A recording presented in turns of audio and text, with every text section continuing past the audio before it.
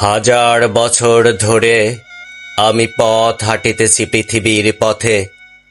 সিংহল সমুদ্র থেকে নিশীথের অন্ধকারে মালয় সাগরে অনেক ঘুরেছি আমি। বিম্বিসার অশোকের ধূসর জগতে সেখানে ছিলাম আমি।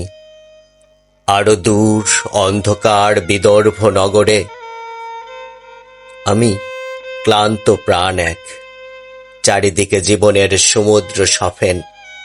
আমারে দুদণ্ড শান্তি দিয়েছিল নাটোরের বনলতা সেন।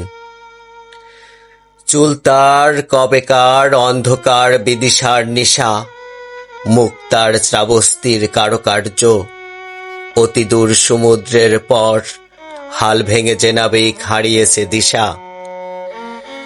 সবুজ ঘাসের দেশ যখন সে চোখে দেখে দারুচিনি দ্বীপের ভেতর, তেমনি দেখেছি তারে অন্ধকারে। বলেছে সে, এতদিন কোথায় ছিলেন? পাখির নীড়ের মতো চোখ তুলে নাটোরের বনলতা সেন।